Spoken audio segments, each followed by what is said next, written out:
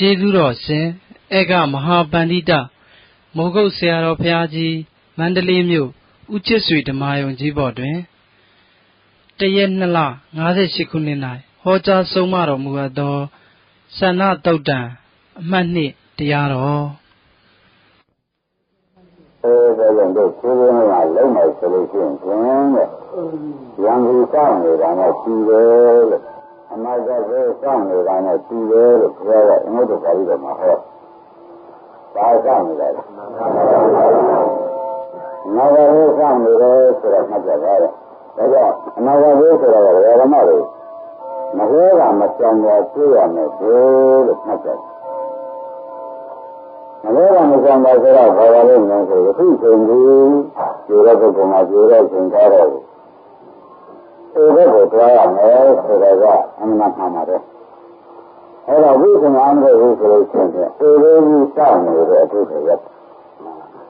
ဒါစောင့်နေတဲ့တွေရက်ဒီလိုစောင့်နေတဲ့တွေဆိုတော့အိုတော့ကံတုံးရံတုံးဆက်ကံတုံးရံတုံးလို့ဘာလို့ဆရာဘုရားမရှိရကြလဲမဲတော့ခါကြလို့ရှိရင်ကျန်တဲ့မရှိကမဲတော့ဆိုတာမရှိကကမရှိအဲ့ဒီကံကလည်းအာမဲတော့ကံတုံးပြီနားရလည်းအနည်းနဲ့ပြီးရတယ်ဆိုရင်ကံတုံးအဲ့ဒီကဘယ်နေရာများပြီးကြတာပြောရတာမဲလာကြတော့လေညံတုံးဒါကြောင့်အခုမလို့တဲ့ပုဂ္ဂိုလ်များမှာဘာလို့ဆောင်အနာဂတ်ကိုဆောင်နေတာလို့အနာဂတ်ကိုဆိုတာပြတ်မှာမဟုတ်ဘူးလေဒီကိုဆောင်နေတယ်လို့သင်္ကေတဆက်ကြတယ်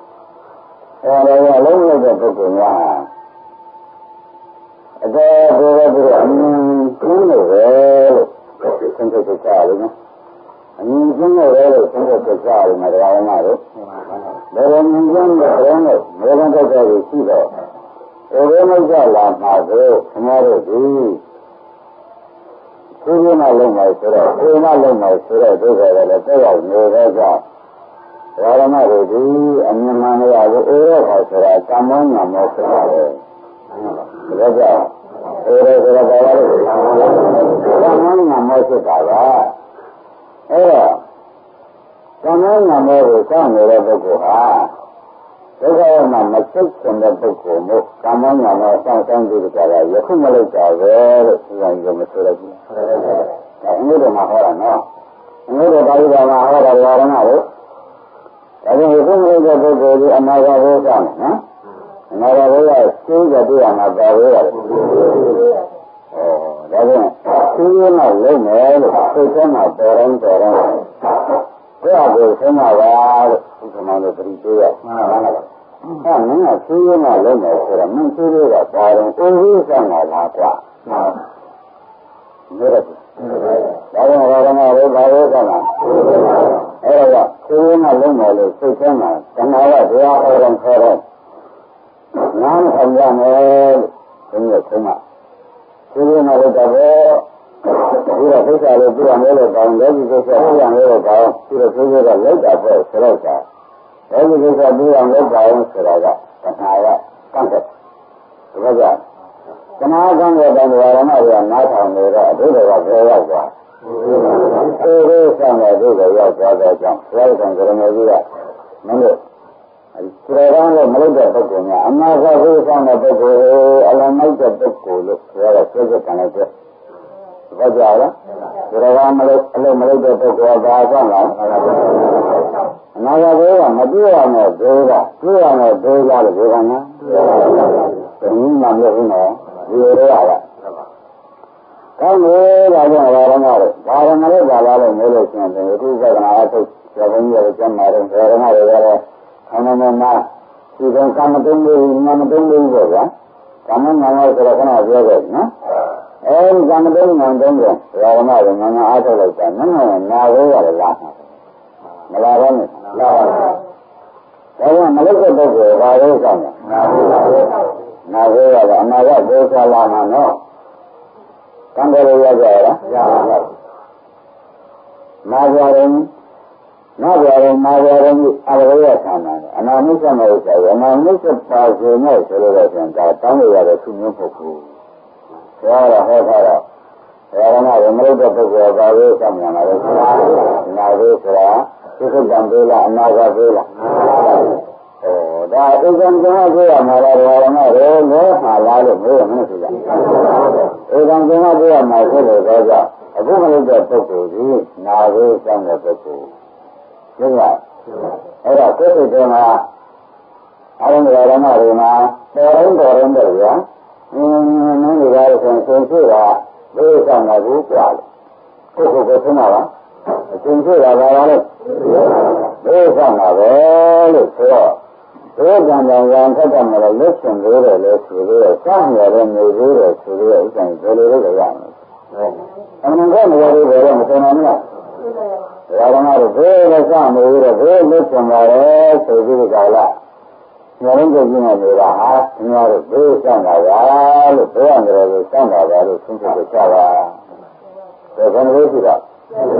အနာဂတ်ငါးဘေးဆရာဟောတယ်နော်အဲ့ဒါအားလုံးဓမ္မတွေကမနေ့ကလည်းနာကြလို့အင်းတို့ဓာတ်တော်လို့အနာဂတ်ဘေးကိုဟောတယ်အင်းတို့ဓာတ်တော်လို့ပြောကြည့်လို့ဒီမှားရတယ်နော်ရှင်းလားဒါတော့ဘယ်ပါဠိတော်မှာဟောရလဲအင်းတို့ဓာတ်တော်မှာဟောတယ်တဲ့အနာဂတ်ဘေးဒါအခုလို့ဆိုရှိတာကိုအခုကကလည်းလုပ်ဖို့ရတယ်အခုကံကောင်းဉာဏ်ကောင်းနဲ့လုပ်တာလို့ဆိုလို့ရှိရင်ဖြင့်လုပ်ကြအောင်လုပ်ပါနဲ့မို့ဘယ်ဆောင်နေတယ်ဒီကိုရောက်တယ်ဆိုတော့ရှင်းလားအဲ့နဲ့မှပြီးတော့သုံးနံပါတ်ကတဲ့နောက်တော့ခံပါတယ်ဆိုအခုကောင်းနေနဲ့နောက်တော့လည်းနေရင်ဘာရှင်းတယ်လို့နောက်တော့ခံပါတယ်ဒီမပြတ်ဘူးလို့ဆိုနေရတာမဆိုနိုင်ဘူးတဲ့နောက်တော့ခံပါတယ်ဆိုတော့ရဒီလိုကလည်းဘုံဘိုးကြတဲ့ဆက်ရှိသေးတာဒီလိုစီရင်မတတ်နဲ့ကိုတခါတော့ဓမ္မတွေအဆင်မပြေအောင်ဖြစ်သွားတဲ့ပြေတွေပြေဝတ္ထုတွေတက်တဲ့ကာရတွေမလာဘူးအဲ့ဒါဒီလိုဒုက္ခကံကပေးဆိုတာကလည်းကျွန်တော်တို့အခုမလုပ်လို့ရှင်းရင်အဲ့ဒီဒုက္ခကံကနောက်မှခေါင်းမတဲ့သေးတယ်စမ်းလို့ကြတာနဲ့မတူဘူးလားဒါကြောင့်ဓမ္မတွေဆရာတော်များတော့အခုလို့ဆိုကြည့်တာအခုလို့ပါဆိုတော့မတက်ဆန်းရဘူးလားမင်းတို့ဘာလို့ဆန်းရလဲဒုက္ခကံကနောက်မှခေါင်းမတဲ့သေးစမ်းနေရမှာတော့နောက်မှခေါင်းကားဆိုတာကအဲ့ဒီတော့လာလို့နောက်မှခေါင်းမကြံတယ်ကိုယ်ကိုယ်ရင်ဆုံးရမှာလို့ပေါ့နေမယ်ဆိုတော့ဘာလို့တင်တာဒါတော့လာနေတယ်ဘောကြလားကိုယ်ကိုယ်ရင်ဆုံးရမှာလို့ပေါ့နေမယ်အဲ့ဒါအရာကပြတ်တဲ့ဝေဒနာတွေကောက်ရနေမယ်ဆိုလို့ရှိရင်ဓမ္မတွေဒါဒီကားလို့ဆိုလို့ရှိရင်ဒီများကမနှောက်များတယ်ကိုယ်တော့ငါသိတယ်မဆိုနိုင်ဘူးလားအဲ့ဒါကိုဒီကားလို့ဆိုရင်ဒီကောင်းဒီကောင်းမှာဆန္ဒရှိတယ်ဒီကောင်းဒီကောင်းမှာဝေဒနာကတော့ဝေဒနာမကြော်လွန်သေးတော့ဝေဒနာကလည်းဆက်အောင်မလုပ်နိုင်သေးတော့ဝေဒနာဆုံးလည်းမိစ္ဆာကိုဟောထားပြန်တော့ဓမ္မတွေဒီငါ့ကိုခေါင်းရတဲ့ကိုယ်ဝေးကိုလည်းကိုယ်မြေရာကိုယ်ဆောင်ရမရောက်ဘူးလားဓမ္မလည်းလုပ်တဲ့ပုဂ္ဂိုလ်လေဒီလိုနဲ့လည်းဆိုတဲ့ပုဂ္ဂိုလ်ဘာဆောင်ပါလဲအနာဂတ်ကိုအဲ့တော့ဒုက္ခသံဃာကိုဆိုတော့ဓမ္မတွေအများတိတ်တာလည်းရှိတယ်ကိုယ်ကွက်တိတ်တာပဲဒီလိုငါးနာနေပြီးကြတော့မျိုးကိုစနေရကြတဲ့ဘယ်ကနေပြီးစာသွင်းရကြတဲ့ဘာကနေစာသွင်းရကြတဲ့ဆိုတော့ဒီတော့ဆိုဒုက္ခသံဃာကပ်ပြီးမမြင်ရတတ်တယ်အဲ့ဒီလိုရခန္ဓာရှိမလားလို့ရတာအဲ့ဒါအခုမလို့လို့ရှင်းဓမ္မတွေဒီလိုပြမှာပဲလုံးနေလို့ဒါကြောင့်အခုမလို့တဲ့ပုဂ္ဂိုလ်ဒီဘာတောင်းနေဒါကြောင့်အနာဂတ်ဘေးဆိုတာဓမ္မတွေဘုရားကံကိုနေရဟောထားကြတော့ဒါမျိုးတွေဘေးတွေမင်းတို့မဖို့ကန့်တော့မှဘေးတွေဆိုတာကလည်းသင်ရှားဘူးလားဒုက္ခဘေးက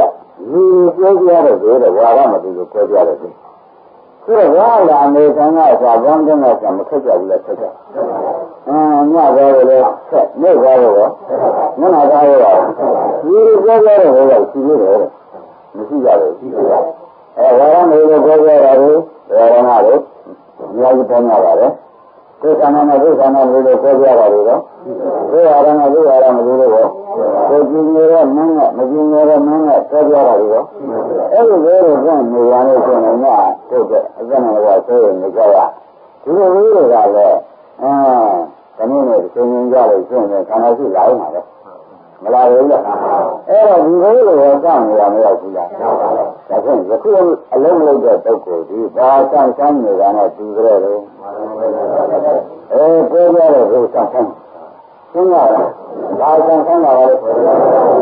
ကြတဲ့ဟိုစမ်းနေတာနဲ့ဖြစ်တယ်လို့ဆိုတော့ဘာမှလည်းမှတ်ပါဘူး။ဒီလိုတွေကားလို့ဆိုလို့ရှိရင်အလုံးလုံးတဲ့ပုဂ္ဂိုလ်ကဧကံတကယ်ဆိုလို့ပြရတယ်ဘယ်လိုလဲဆိုတာနားကြ။ကောင်းလို့သမဏေအဟိကမခချင်းညာဟော။နောက်ကြတော့ဘယ်စဉ်းစားကြည့်တာတောကမှုကြီးမှာသံဃာဘုရားလက်ထက်ကြဆိုဘုရားကိုဆုံးလာလို့မရတာနှစ်ဘန်းကြတာရှိတယ်ဥစ္စာကိုကြားဘူး။ဘုရားကြီးတော့မကြားဘူး။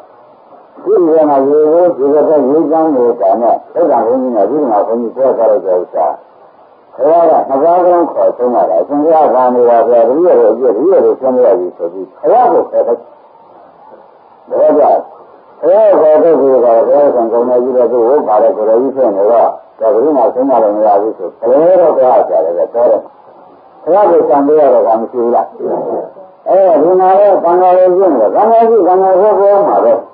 အကျိုးပြောလာတဲ့လူရှိတော့ဓမ္မတွေဒီကိုယ်ကမှတော်ဆင်းရမယ်ဓမ္မတွေဟောနေရှိမှာမဟုတ်ဘူးဒီလိုပြောနေကြလို့စိတ်နေတာပဲမဟုတ်ဘူးလား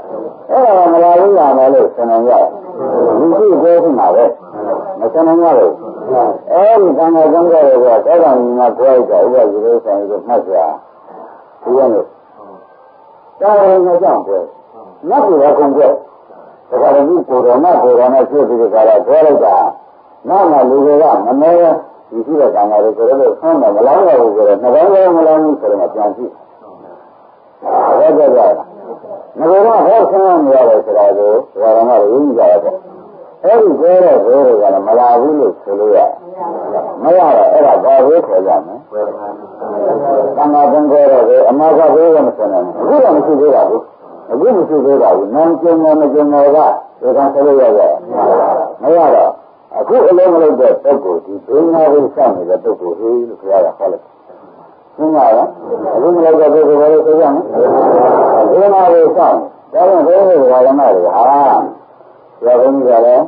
တကယ်ရှိကိုလို့ရှိတဲ့ပုဂ္ဂိုလ်ဓမ္မတွေလည်းတကယ်ပဲထွက်ရအောင်လို့ရှိဆန်းတယ်ရင်လို့ရှိတဲ့တရားကိုနောက်ကျအထောက်ကြတဲ့ပုဂ္ဂိုလ်တွေပြနေတော့တော်ပြီဆရာလည်းမစောင့်ဘူး။ကောင်းကောင်းပါပဲ။ဓမ္မတွေလည်းမစောင့်တော့ဘူး။ဒီနေ့ဒီတရားရတယ်ဒီလိုကကြောက်ကြိုးစားနေမယ်ဆိုလို့ရှိရင်ဒီလိုတွေစောင့်ရမယ်တော့ဒါကြကြဒါမှဆုံးချက်ချက်ချက်ရဒီလိုဒီနေ့ကစပြီးကာလစလောက်ပါတော့မယ်ဒီလိုတွေကျုံတော့လုံးစုံမရှိတော့ပါဘူးလို့ဆုံးချက်ချက်ရတယ်ဒါကြကြလားစောင့်ကြရသေးလားဒီတော့ဒေသံဉာဏ်ရန်ကြိုက်တဲ့မှာရှင်းရပါလို့ဆိုရင်လည်းတက်ကြရအများဆုံးဖြစ်တဲ့အဲ့ဒါကတော့ကိုယ်တိုင်ရင်းရတယ်ကိုယ်နဲ့ခုကိုယ်ရင်းနဲ့ငါတို့ကကိုယ်တိုင်ဆူတောင်းပြီးရတာအဲ့ဒီဒေကတော့အများနဲ့ရောပါမယ်ဆိုကိုယ်ကတန်ခါကဘယ်လိုကောင်းလို့ငါကတော့အများကြီးတန်ခါကတက်ကြတယ်ပါလားဒီကေကဘယ်လိုဘုံကြီးတွေဆန္ဒပြအောင်မပြောဘူးလားတန်ခါကဘုံကြီးတွေပြောတာကောင်းတယ်ရောရမလို့ကိုယ်ကြီးကတော့ဘယ်နဲ့ဆန်ကိုယ်ကြီးရှင်းမလား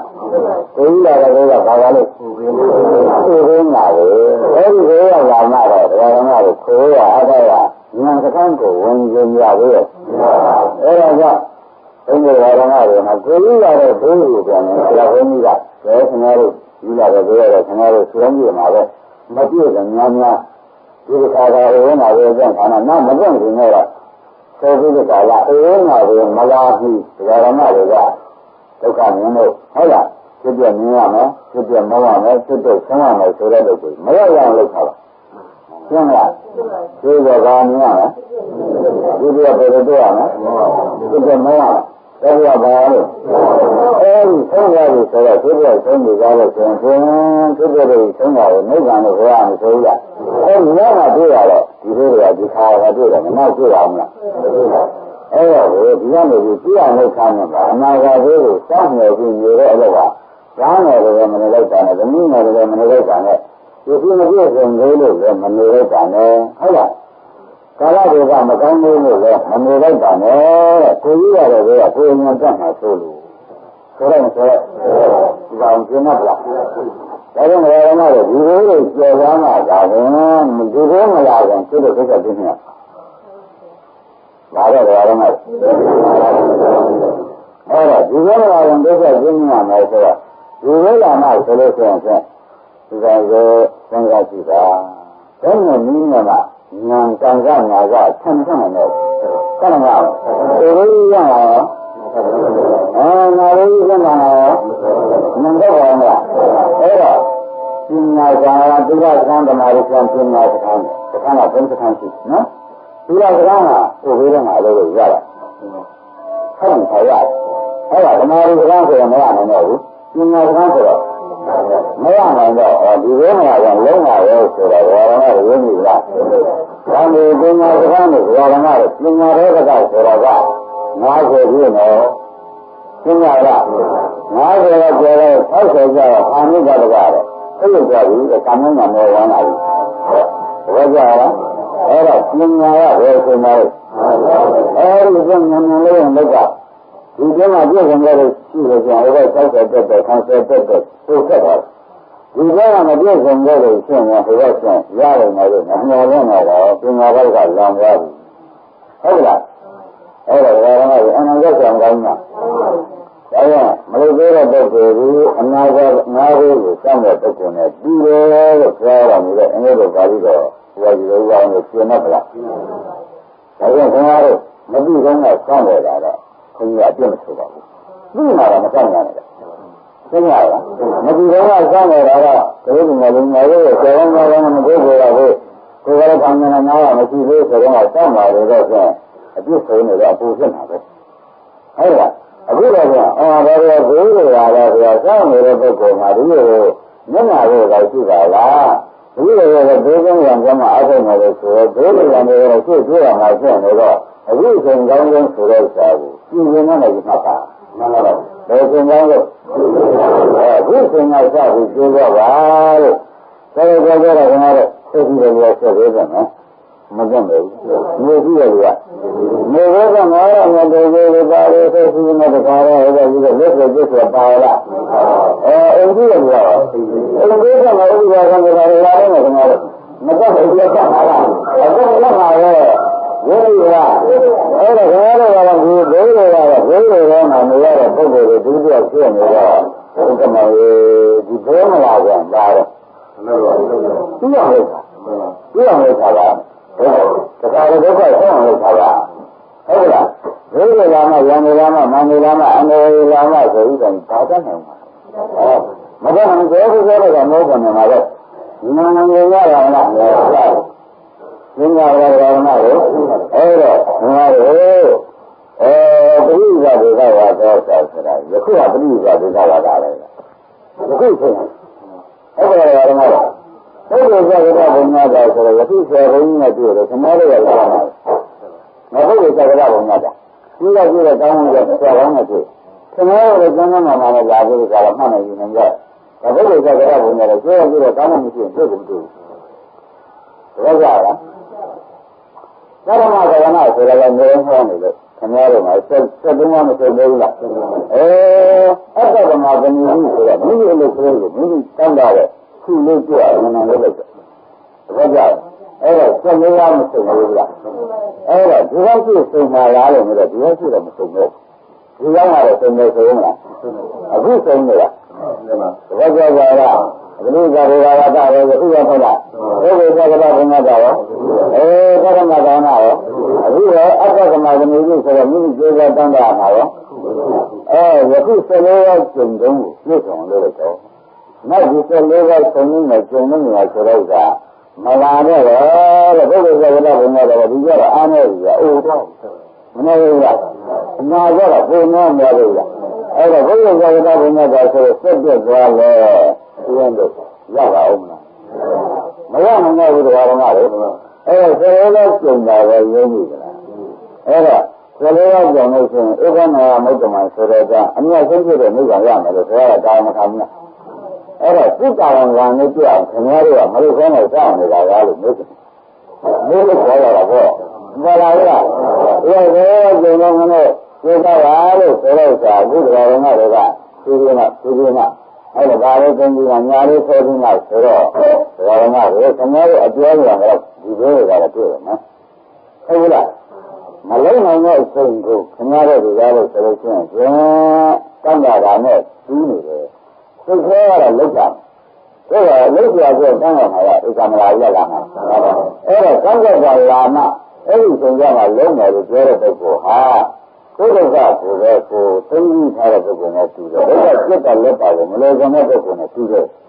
这个叫啥？这个主要是现价的这个，现价的嘛，就说这个呢没有。这个现在说这个，这个说不有这个按照什么意思？这个一般人家没怎么说，我们这边在没讲的，亚洲的别的这个卖的说这个东西，那你要说你要在家里吃了不是？现在这个直接的，人家都可以这个，这个这个没有了。你要是开了的，一个人就是不可能，这个嘛是没讲究，人家。就说那个，这个嘛，你说你这个你想说买出来的，他妈一斤两两的，好像，人家吧，个是这个斤啊，称了，到一个要比嘛的没有就对了，不比那个说的，那这样的累多，没得可能的，如果你这样的，这个娘的把我们讲的的，当然是这个工具。说了家了，你这样的就是说了，这呢，把人家需要来的，除了自己去参加，另外的没有干的不，马所以呢分一样。自己在这个没有那边，这个就搞掉了，没有那边这个没有那是吧？不懂的。刚才我问了，说那个什么讲的，为什么这么就把人家先干过去？这样的啦，这里说讲了，干过的，为什么这么就把人家先好说的？这个阿公有的，咱们有这么个在干嘛是这种问题呢？是吧？我们现在都打的，没有那边是个打的，没有那边是个没讲过打的，呀，是个这个，这个是有一个小王那个现在说，你说那个经理苦干，就说那个讲如果见他最要的，这样的好他的小朋友了好他的，这个。我们来这没路，刚才出来，实际上没有哪有玩了，刚才这样呢是个儿子，但没有的人，大家把人家这没家人，上没了现在只是说人家也不给人家的钱，这样的，上面咱们有什么呢？如果是打拼的家人，就是那个这个要种跟这个啥的成交的时候，你们那个来了。你现在现在是刚我们现在出来啥？你看没有那个，经常在那个去那个，听见了？是吧？咱没有那个我那个，现在我们也觉得，如果跟他说跟阿叔讲的，如果跟他妈的跟阿叔讲的，如果跟他说的，阿叔讲的不是，不加入就是，这个我今天的家长是什么？我让他如果跟他说跟他说，妈的跟阿叔没事的，妈的如果跟他去阿叔说了，人家妈的干嘛的？后头妈的后讲的地面的后讲的他那个讲的那是的是那个妈的为什么他妈的没给那讲出来的？这个小家来了，马上打包了，我那包的都搞我那个包的，好了，我也去了，这个咱们你看了嘛，刚来去了都搞我那包，这个那个马的也是打包的，那个马的我那包的是马的从来了出来下，一百个那是的，俺们人都是要了不是。马的这样的，一个人你说的这样，马的一个人去吧了，阿个当你去做，后来的个这个来了去了就好，马的啥嘞？个去了那个了，我那的马的完了，来个大概是什么？什么的？不要说了，马的说的，马的这个完了为什么说？这个俺们这个就是个那把的，没拉不拉，那个我让他一个人来做东西啊，马的东西吧，是的，这里有什么这个人啥？能叫了，我生气，拿来生气，我拿了，拿来就搞回来了。我拿多了，我拿多人多人，家里的，我拿多人的，好了，我去哪里多了，下去哪里多了，我拿多了几个，他们哪里多了？是哪里多了？家里哪里多了？我拿多人多人家，哪里的谁们来说的是从哪里？我呀，到底高，从哪里来的？我就不知道。我的，我要哪个？那个八卦去了，我们可以了。要哪人？八卦呀。我们可以了。我要是想这样的，很远哪里有那个？别了。别没呢，什么的，哪里没去我没来做，是吧？我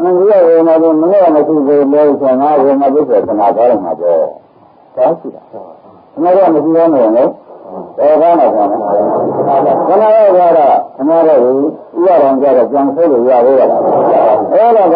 个就搞出来一下，干嘛的？不好怎么讲？搞不出来的，个就搞出来，马上才去讲，不好打架了。要人家的人家，哪有进去？不要搞了，不要搞是吧？你真没的，不要不让搞的。这个不是那个呢，拿来那讲那在讲那在讲那个虽然真的那没讲那没说了，没来了呀。来人，我那我家马上累的，从那里吃那个，真的了。1年的买一下，2年的买一下，2年的买一下，3年的买一下，这个几个东西你这个，这个他要问你。对呀，还有你把那细节看那里做的那里。人家说，那个拉人搞的干嘛去了？这个现在他叫个就说那个照顾，没照顾了。那个把他时间嘛说了在这个安乐增加来的，这个那我那多想你，想，不是安乐增加了，那想呀的，安乐增加了，他为那这个不忘了，上那没有的。我讲了，一个想法对了，想法的为谁的现实？这个我要把这个那个就说来细搞出来，我呢，人家都什么工作呢？再去做了，什么工作？你来嘛，说的这个，这个娘们要出来要出来，人家呀，家中的人家就说你到哪里讲呢？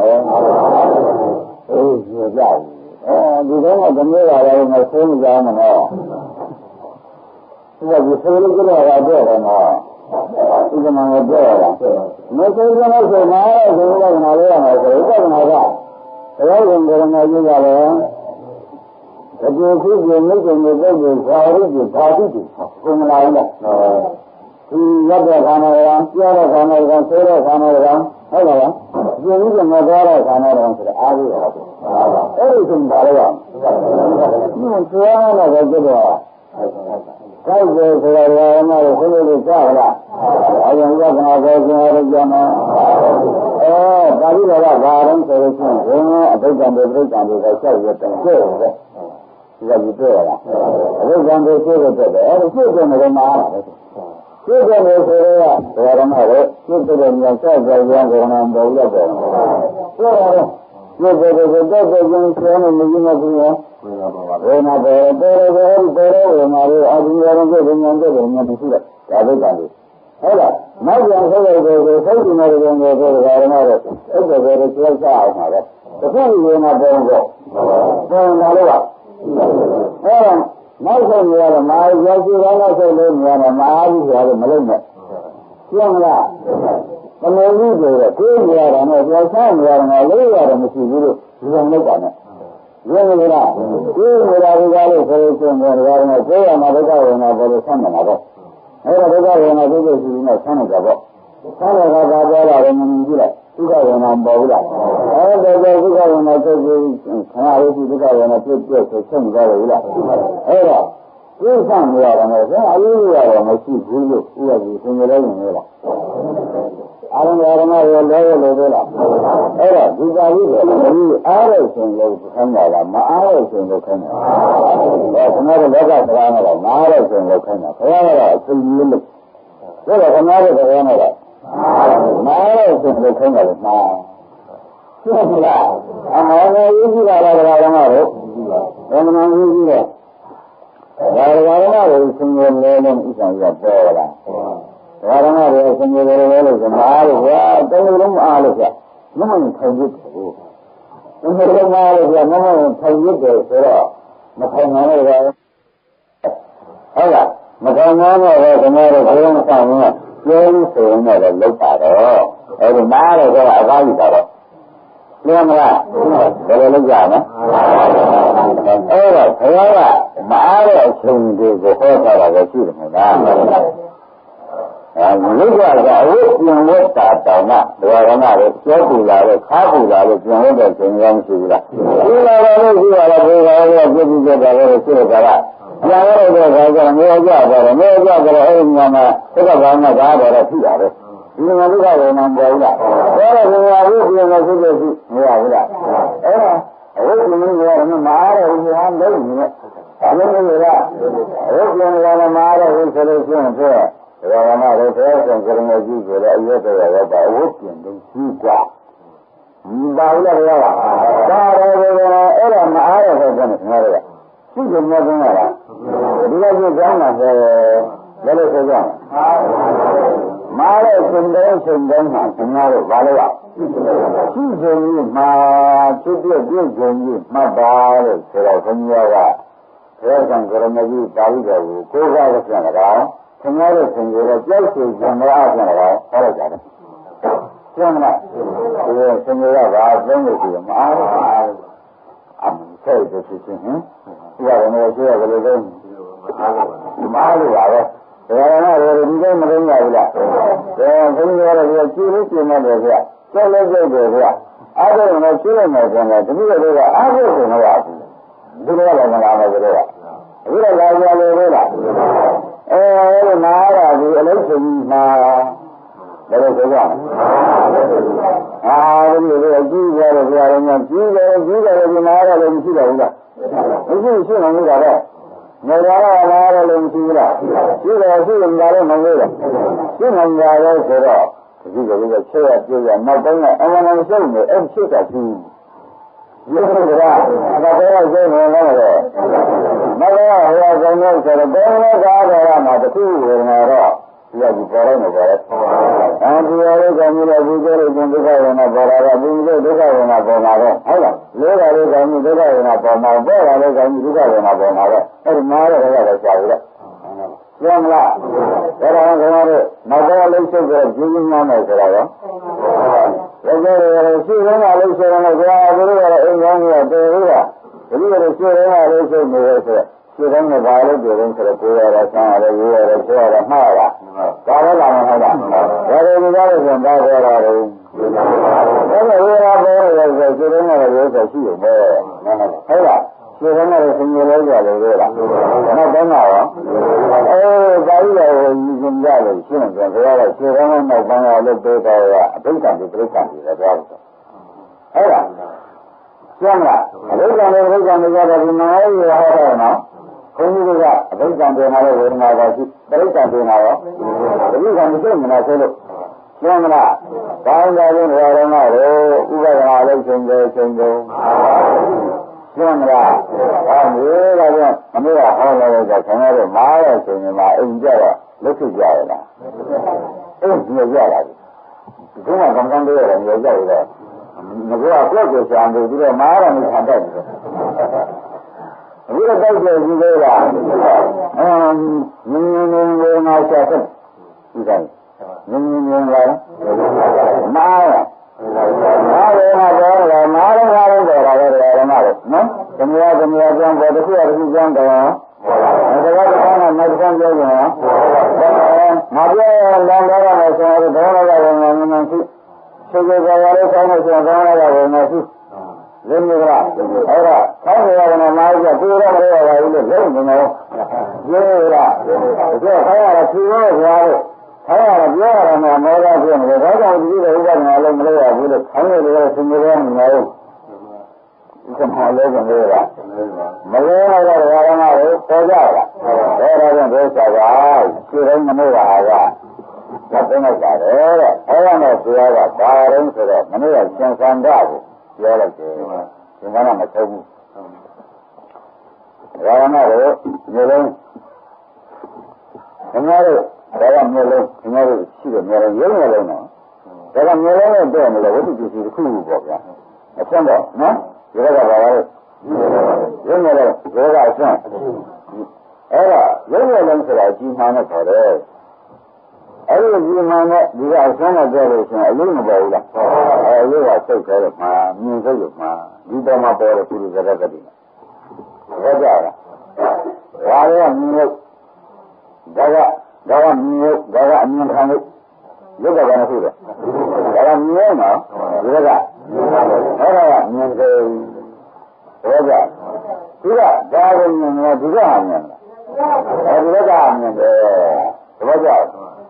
当时家庭，民是不是？这个嘛的，现在叫做，还像这个那几，或者要经常要嘛，对不对啊？他妈人一个月来现在的手机啊，那是现在的了解搞了新三代的，没那个就咱们老人理解了嘛，出路没理解呢瓜，没那个了是没找老师，所以其他的那里手嘛，那主要的是没理解就比较搞了，现在的了解了新三代没了主要的呀，没理解就不要三代呀，应该三代人呢，没理解的时候行了。这苦，这苦人家呢，这苦人家呢到底怎么？这个这苦人家呢，这苦人家呢到底怎么？说的这苦人家2人多呀，100人多，1000多人呢。这个人家能理解的这个现象，哪个下的细的啦，没有。这个一般的说什么呢？那个啥没苦的去，这个那个啥没无锡的，对吧？没苦的去的，那个这啥，这那样这个啥没有了，没那么好，就那个啥没苦的，没那别了的，别人家那个的，没理解的这个现象，都是你。ya gonga sa mo dibe alega agonya ne na gonga sa mo bu sene bole na gonga sa mo bu lo min so ya la do era ri ka shin de ga ma shin ga ri de ga shin ni da shin sa na ya che le de se hu nya na da de de me ni ya ran de do ni ya ran de nya ya ni ya ran chou da le de de do ni ni ya ran chou da le de de nya ya ti抽家伙民人这个最了最难的，原来抽家这家伙的民人最了最难的，在抽家这家伙，原来抽家这家伙，抽家这家伙，你要让这个，你要让这个，你干嘛的，那个阿家，这个抽家这家伙的，你娘的，这个这家伙的，那项目这个是累。这个嘛的，对于我们这个国家，他说他我去，他妈的老在不过的嘛，香港你们这个买的多的嘛的，什么下来？看到了，咱这个3年的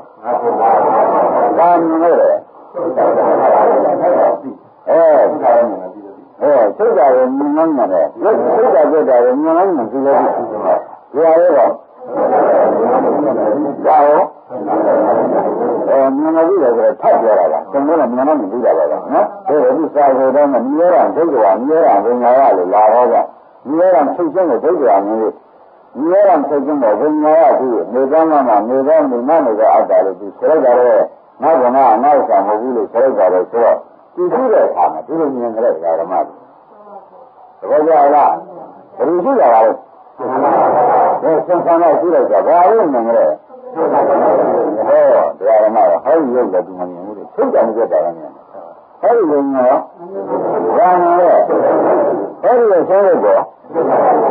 ဒါကြောင့်တရားဓမ္မတို့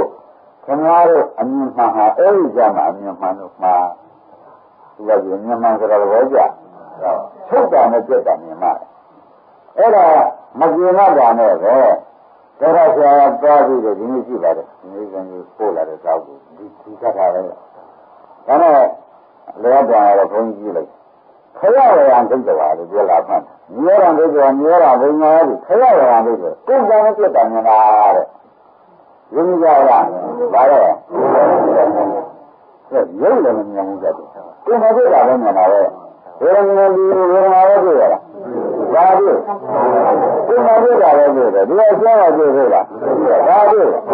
ကိုယ်မနဲ့ပြတ်တာလည်းဒီတွေ့တယ်ဒါကြောင့်ကိုယ်ကံနဲ့ပြတ်တာဒီဓမ္မတို့အနိစ္စလည်းဆိုဒုက္ခလည်းဆိုအနတ္တလည်းဆိုကိုယ်ကံနဲ့ပြတ်တာကခေါ်ကြဟုတ်လားဒီကဒုက္ခကမြင်တယ်ဆိုတော့ဆိုတာအဲ့ဒါကိုယ်ကပြတ်တာကိုမြင်တယ်ဓမ္မတို့ကိုယ်ကပြတ်တာကိုပါတော့ကိုယ်ကပြတ်တာကိုမြင်တယ်လို့ဆိုရင်ကိုယ်ကပြတ်တာကအနိစ္စဒုက္ခအနတ္တမြင်တာကမက္ခဏာမှာရှင်းမလားကိုယ်ကပြတ်တာကပါတော့ခရဝရံဒိဋ္ဌဝါလို့ခေါ်တယ်ခရဝရံခရရကုံတာဝရရပြတ်တာပဲရောက်ကြခရဝရံဒိဋ္ဌဝါဒီလိုခေါ်တယ်မြေရံဒိဋ္ဌဝါမြေရံဘုံညာရသည်ခရဝရံဒိဋ္ဌဝါဘုံညာရ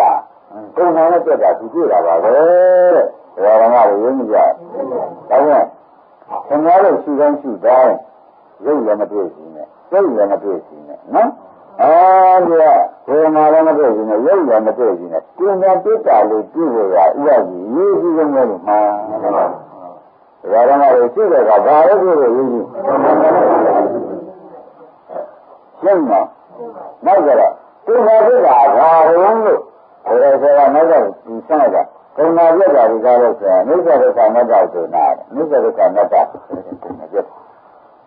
ဒီကကြည့်ပါတယ်ဒါအနိစ္စဒုက္ခအနတ္တကြောင်းမှလာတယ်အနိစ္စနဲ့ကိုယ်ကပြတ်တာပဲဒုက္ခရောအနတ္တရောအဲ့ဒါကိုယ်ကပြတ်တာလို့ကိုတဲ့မြင်လို့ရှိသိလို့ရှိဘောကြလားဒါဖြင့်ကိုယ်ကပြတ်တာကအနိစ္စဒုက္ခအနတ္တမြင်လို့တာကမကကိုယ်ကပြတ်တာကမြင်လို့တာကမကဖြစ်နေတော့ဓမ္မတို့အမကအမြတ်မှန်ကိုသူ့ကိုယ်ရဉာဏ်သာရှင်းတဲ့ပုဂ္ဂိုလ်ဟောမင်းနဲ့လည်းရှင်သာရိပုတ္တရာပြောကြမှာဆိုကိုယ်တော်ဘုရားမြင်လာတယ်ပြီးတော့မြင်တော့ရုပ်လည်းမြင်ဝေဒနာလည်းမြင်ပြီးတော့ဒီလိုအမြတ်မှန်ကိုပြောရမှာဆိုကိုယ်တော်ဘုရားပဲဝင်တယ်ပြီးတော့တောင်းမှပြောလာတယ်ဒါဆိုတော့ဥပ္ပဒေလူတွေကဟောဒါရံကရှင်းတဲ့ပုဂ္ဂိုလ်ကြီးအမြင့်ကိုကသူရံကမဟုတ်ချက်ဖြစ်နောက်ဘုရားဆုံးတော့ဒီကရံကရှင်းမှာမဟုတ်လားဒီမြင်လို့ပြရမှာနော်အဲ့တော့ဒီလိုခင်ဗျားတို့လည်းတက္ကရာတော်ကနာဂံဖြစ်တဲ့ပုဂ္ဂိုလ်တွေဖြစ်နေတော့ဒါကိုမြင်လို့အရေးကြီးတာလို့မလို့ဆိုတာကိုယနေ့ဆင်းရဲဆိုချက်ပြီးမှတ်လိုက်။ဘာမြင်မှဒီအကျိုးရတယ်။အဲ့ဒါကိုကြည့်။ရုပ်ရှိတဲ့ပုဂ္ဂိုလ်ရုပ်ရည်နဲ့ဒါပြရ။ဝေဒနာရှိတဲ့ပုဂ္ဂိုလ်ကသိရှိတဲ့ပုဂ္ဂိုလ်ကသိကျော်ပြီးကုန်ငါပြတ်တာတွေ့ပြီ။အဲ့ဒါအိစ္ဆဒုက္ခအနတ္တတွေ့တာကြီးပဲ။ဆိုတော့ဘယ်တော့ဘုဒ္ဓံသွားတယ်များဓမ္မ။ဘုဒ္ဓံသွားတယ်။ဒါရမတို့ကရှိကျင်တာရှိကုန်တာပြတ်တာတွေ့အောင်ကျူမှန်လားဘယ်နဲ့ဆိုကြမလဲကုန်တာရုပ်ရှိရင်ရုပ်ရှိနေရတဲ့ဒါရမဥပဒေထားတဲ့ကံဒီပါလို့ဆိုတဲ့ညာမရှိသေးဘူးရှင်းမလားဝေဒနာပြည့်နေတဲ့ပုဂ္ဂိုလ်ကနာမလို့ဆိုတဲ့ညာဒီလိုဒီပါရဲ့နေတဲ့ပုဂ္ဂိုလ်ကဒီပါလို့ဆိုတဲ့ညာဒီကတော့လမ်းဆောင်မလားကုန်တာပြတ်တာတွေ့မှာတဲ့ဒါပြန်ဝေဒနာရှိဆိုတာလေနာမည်ဆိုင်လို့ဆိုသင်္ကြန်ကုန်တာပြတ်တာတွေ့ကြခြင်းသာရုပ်ရှိဆိုတာရောကုန်တာပြတ်တာတွေ့ကြခြင်းသာဆိုတာအာရုံရဓမ္မတွေယနေ့သံဃာဆဲလို့မှတ်တယ်ဒီရှိလိုက်တဲ့အခါကျတော့ဖြတ်ခနဲ့ကုန်ပြောက်သွားတာလေဒီနေရာပေါ်ဒီနေရာကိုပြောက်ဆက်သွားတာလေကုန်ပြတ်တာဆိုတာဟုတ်သားပဲဆိုတော့ဘုရားနာပြည့်တယ်ဘုရားနာပြည့်နေတာကိုပြည့်တာပေါ့ဗျာမင်းများကဒါကြောင့်ဘုရားနာပြည့်တာကိုပြည့်တော့ဘုရားနာပြည့်တာကမိစ္ဆာဒုက္ခနာကကိုပြည့်တာကမကဖြစ်ဘူးဒါကြလားအဲ့ဒါဓမ္မတို့ ဒီလိုရည်သားလို့ဆိုလို့ရှိရင်ရှင်ဆံကြတယ်ရမ်းတာဖြစ်မှာရှင်သာဥပုဒ်ကအတွန့်လောက်နေတာမင်းကဒီဥစ္စာတွေငါ့ကိုနောက်မဟုတ်ဘူးလို့မင်းကငါ့ကိုဖြေထားတယ်မင်းကဘာမြင်နေငါဖြေတာလဲဒီနေတာဘယ်လိုလဲဖြေတော့ဘုရားပြတ်တာမြင်လို့ဒီတော့ငါ့ကိုငါ့မဟုတ်ဘူးလို့ဆိုတော့ကဒါကမှရုံးနေတာအဲ့တော့နောက်တော့ငါမဟုတ်ဘူးဆိုတာဥစ္စာကြီးသမာမာနဒိဋ္ဌိသုံးခုဆိုတာသမာမာနဒိဋ္ဌိသုံးခုနဲ့ဒီတော့နည်းနည်းမှမကြည့်ပါဘူးတဲ့သမာမာနနဲ့ဆိုလာမာနနဲ့မထောင်တာဒိဋ္ဌိနဲ့လည်းငါ့ဥစ္စာမလုပ်တော့ပါဘူးဆိုပြီးဒီကာလနောက်တော့ငါ့ဥစ္စာမဟုတ်ကြကောင်းကောင်းကြည့်ပါလေကုံသာပြတ်တာမြင်လို့ကောငါ့ဥစ္စာကုံသာပြတ်တာကြည့်ရခြင်းဒါဆိုတာအာရုံရရမတွေယနေ့သံဃာဆွဲလို့မှတ်တယ်ဒီရှိလိုက်တဲ့အခါကျတော့ဖြတ်တယ်ကိုပြောက်သွားတာဒီညာပေါ်ဒီညာကိုပြောက်ဆက်သွားတာလေကုံပြတ်တာဆိုတာဟုတ်သားပဲဆိုတော့ဘုရားနာကြည့်တော့ဘုရားနာကြည့်နေတာကိုကြည့်ရတော့ဗျာနည်းနည်းကဒါကြောင့်ဘုရားနာကြည့်တာကိုကြည့်တော့ဘုရားနာကြည့်တာကမိစ္ဆာဒုက္ခနာတာကိုကြည့်တာကမကဖြစ်ဘောကြလားအဲ့တော့ဓမ္မတို့ဒီလိုရည်သားလို့ဆိုလို့ရှိရင်ရှင်ဆံကြတယ်ရမ်းတာဖြစ်မှာရှင်သာဥပုဒ်ကအတွန့်လောက်နေတာမင်းကဒီဥစ္စာတွေငါ့ကိုငါ့မဟုတ်ဘူးလို့မင်းကငါ့ကိုဖြေထားတယ်မင်းကဘာမြင်နေငါဖြေတာလဲဒီလိုနေတာဘယ်လိုလဲဖြေတော့ဘုရားပြတ်တာမြင်လို့ဒီတော့ငါ့ကိုငါ့မဟုတ်ဘူးလို့ဆိုတော့ကဒါကမှရုံးနေတာအဲ့တော့နောက်တော့ငါမဟုတ်ဘူးဆိုတာဥစ္စာကြီးသမာမာနဒိဋ္ဌိသုံးခုဆိုတာသမာမာနဒိဋ္ဌိသုံးခုနဲ့ဒီတော့နည်းနည်းမှမကြည့်ပါဘူးတဲ့သမာမာနနဲ့ဆိုလာမာနရမထောင်တာဒိဋ္ဌိနဲ့လည်းငါ့ဥစ္စာမလုပ်တော့ပါဘူးဆိုပြီးဒီကာလနောက်တော့ငါတဏှာတကားဥပတိဘာရှိဥပမရှိဘူးအဲ့ဒါဘာမှမရှိတော့ကုံမြန်ပြီးပြက်ပြီးဆိုရင်လည်းတစ်ခါကလည်းမလိုက်ပါနဲ့ညာရတာကြည့်နေတာတော့အဲ့ဒါတစ်ခါကလိုက်နေအောင်မလားတစ်ခါကလိုက်နေလို့ရှိရင်ခင်ဗျားတို့ဝိဇ္ဇံဖြစ်ပြီးကြတာဝိဇ္ဇံအားထုတ်ရတော့တဲ့အဲ့ဒါလုခုပို့တော့တောက်ရှိနေတဲ့ဘောဒီတောင်းကုန်နဲ့ဘောကြောင်လားဒါတော့ဆက်ကြည့်နေကုံနေပြတဲ့လိုဝါရပြည့်နေတဲ့ဘောဒါလည်းဆံတောင်းကုန်နဲ့ဘောကြောင်လားဒါကတော့ရှိတဲ့ကြာတယ်ကောင်တော့အနာဝိစောက်ရနော်အနာဝိစောက်တော့ဘယ်လိုကြည့်ရမလဲကုံနာပြတာမြန်ကြည့်ကုံနာပြတာမြန်ကြည့်တော့ကုံနာပြတာကအိစ္ဆဒုက္ခအနတ္တဟုတ်လားကုံနာပြတာသိတာကမဂ္ဂဖြစ်နေတော့ဒကာရမတို့ရုံနောက်ကလည်းတဏှာမလိုက်ပါဘူးဝေငါနောက်ကလည်းသိနောက်ကလည်းနောက်တော့ငါနောက်ဆံမဟုတ်ဘူးဆိုတော့က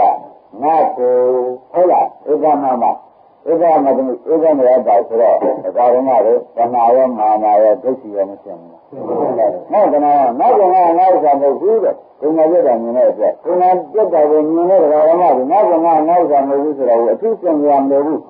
သူ့ဟာဒီမြင်တဲ့ဉာဏ်ကိုမြင်နေတဲ့အတွက်သူတို့ကလာကြမလားဘူးခဏမှလည်းလာရတာဘာမြင်တော့ကဲမရတာမြင်တော့အဲ့ဒီကနာမနာတို့ဒီဘုရားယူရိယတပါဝင်ဆိုမြင်တဲ့ပတ်ကျင်းမလားမြင်သားပြောပါဘူးနောက်ကမြင်တယ်တဲ့နောက်ကဘာမြင်ကြလို့မေးတော့လူကလည်းဘာမှမမြင်ဘူးဘုံမပြတ်တာနော်အဲ့ဒီမြင်တဲ့အချိန်မှာ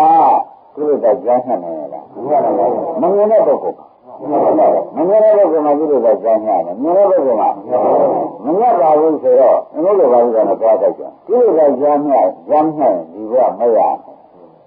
ရှင်းမလားသူတို့ကကြားနှံ့လာတော့ဒါကြောင့်ဘာဝမလို့သူ့ကကြောင်းများဆိုသူ့ကကြာရတော့မဟုတ်ပါဘူးခင်ဗျားတို့အားထုတ်နေတော့ငါလည်းပြန်မနှက်လို့ရှိရင်ဒီလိုရတော့ဒီကောင်းသိဆန်းရတာမဟုတ်ပါဘူးတကယ်ကြလားအဲ့တော့သူ့ကကြောင်းများလို့ဆိုတော့ဒီလိုကဓမ္မကအိတ်ရှင်ရဲ့သူ့ကကြောင်းများနေတော့မောင်းနေတော့ဆရာရှင်မှာထိုင်နေချင်းကိုယ့်အကိုခန်းနဲ့ကိုယ်ထိုင်နေချင်းနဲ့ကြောင်းနှံ့ပြီးတာရှင်းမလားအဲ့တော့ကြောင်းများလို့ဆိုတော့ရှင်ရှင်ကြီးလို့ဆိုတာလားအားထုတ်နေတဲ့အတင်းလေးတွေဆိုတာလားအဲ့တော့ဘုရားရောဂါမှာဆိုလို့ဒါနောက်ဆုံးတိုင်းမှာဆိုလို့ခဏလေးတော့ပြေးရတယ်လည်းမနှောရဘူးနော်အကြောက်ကိုဒါကြောင့်ဒီအားကိုကိုယ်ကြီးကနောက်ဆုံးတိုင်းမှာဆိုရကြတာဥပအောင်လို့သိကြရတယ်ဒီကတော့ပြောနေဘူးနော်ဘယ်မှာကဘာများအသိများတယ်ဒါတော့ရောတော့ Nhà ra đấy, sinh ra lúc bây giờ là mới là những cái như thế thì sẽ nói của nó làm một phụ nữ nó thiếu người là đây rồi bây giờ nó chịu đấy. Tôi nói với rằng nó thì nó làm một phụ nữ nó vừa sẽ là nó sẽ là nó thì nhiều vô mà rồi. Thế là nó sẽ là đến đây sao đó, tôi thì người đó. Nó vừa vào đây, nó ra một khu vực con ta biết rằng như thế, tại vì tiếp theo là nó ra một khu vực, cứ sao như vậy rồi thì rất là và lúc là nếu như mình thấy được bao giờ là ban đi, chúng ta đi về thâu khăn, cái là nó rồi đưa ra cho người ta. Chúng ta bây giờ thâu khăn này, chúng ta bây giờ sao nó lùi ra là thâu khăn là lại nữa. Thế là nhưng mà thích chán ra là tôi là thâu khăn. Tại vì nhiều nước là bao nhiêu là tôi rồi. Nhắn là cái là tôi cả chuyện. Thằng nó là nhắn là tôi chuyện đi nhà tôi đi. Xem là tôi cả những người chuyện đi nhà nhưng mà đây luôn. Thế là nhà là nó ra nó đâu rồi là đó tôi đi được cái mấy lúc, đó tôi đi được cái thì là tôi ra rồi. Sao vậy? Đúng rồi. Cái nhà là người rồi nhà là cái này rồi thì rồi bây giờ đi là thành là tôi sẽ đi. Anh không nói gì thì là bỏ ra là. Là thứ về chuyện gì sao? Cái lúc cần là sẽ là cái gì bỏ ra. Để chuyện gì sao? Con đã biết rằng nhưng mà cái đó là gì con đã biết rằng nhà rồi chuyện con đã biết là cái lớn như này thì sao đi? Con đã biết là cái gì muốn mà rồi nó nói là cái gì vậy? Con đã biết là nhà rồi mới biết là muốn nhà làm là gì vậy? Ấy là không làm nữa. Con đã biết là cái nó ra mà làm biết là không nữa. Nó không làm nữa. Cái này ai cũng sẽ là vậy cả. Nó bảo là nhân thế này là sao bây giờ là nhân không phụ. Có ai nhân sẽ bảo là thế đó. Đó là nhân sẽ là bảo là có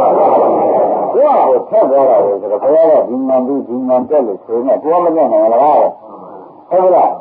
cái này là nhân sẽ bảo mà như là bất cứ ai cũng thế. Không có gì mua mà gì là không có gì là đúng là không đúng nhau nhưng mà là cái này là cái này là như mang qua như vậy đó cái là mình cái này là cái gì là nó chỉ là cái đó thì cái này là cái gì là mấy cái này sinh sản nó như nào vậy cái là từ đó là cái gì vậy đó nhưng mà là nó là cái gì là sinh ra cái đó nó cái đảm bảo sang nào rồi cái mua đồ sang nào thì là hỏi rồi nè quá đi lên ra là đi sinh ra lên ra là đi sinh ra lên ra là sinh ra là lúc đó là phải sinh ra là gì à sinh ra là mình cứ đi cho giặc mất à phải sinh ra là gì à nếu đi ra là xử lý cả cái đó là ai đi ra là xử lý cả ngay thì rồi đó là nếu đi ra là vậy ai đi ra là cái gì mà nó mà nó nói ra muốn người làm sao mà muốn người làm sao nó nói ra là vậy mà muốn cái người làm rồi muốn người làm sao mà muốn người làm sao thế này là người làm sao cái đó như ra thì cái là muốn người làm sao đấy nhá cái đó như vậy đó thế này là muốn người làm sao cái lấy cho nó cái đó là sao vậy đó giờ là muốn người làm sao đó muốn người là mấy cái đó là cái đó mấy cái đó là muốn người xử lý cả muốn người làm sao cái đó gì ai đi ra là muốn người làm gì là xử lý cả một chuyện ngắt gì mà muốn nó hư rồi hư này đó giờ là cái đó người cái đó người hả cái đó mà người này cái đó là đâu rồi đi đâu về đâu cả cái này là cái này lúc đó mà người này người lâu mình nghe rồi lúc đó mà người lên chuyện tôi là lâu này dùng hết lúc đó mà người là người già tôi đấy người không phải đó giờ là cái này sao rồi gì rồi nó không là nhưng mà đây không nghe rồi cái này thằng này sao này lâu này cái này thằng này mà sao ရင်သိချာမှာနော်တဏှာနဲ့ခန္ဓာနဲ့ဆက်ရင်ဒါတဲ့တဏှာနဲ့ခန္ဓာနဲ့မဆက်ဒါခင်ဗျားတို့တဏှာနဲ့ခန္ဓာနဲ့ဆက်မဆက်ကိုခင်ဗျားတို့ကခင်ဗျားတို့လုံးမလို့ကိုကြည့်ရအောင်သိရအောင်ရှင်းပြမယ်ဥမာပဲမိမိခန္ဓာနဲ့မိမိတဏှာနဲ့ဆက်တယ်လို့ရှိတယ်မိမိတဏှာနဲ့သာဝတိဆုံးသောခန္ဓာနဲ့ရောပြီးတော့ဥမာပါယောက်ျားကမန္တလေးမှာနေတယ်မိန်းမဝိသက်ရှိရန်ကုန်သွားတယ်ရန်ကုန်နယ်သေးကံဆိုတော့ကျင်းနေရတယ်ဆိုတော့ဒီယောက်ျားလှုပ်လို့ရှင်းနေတယ်ငကိုရ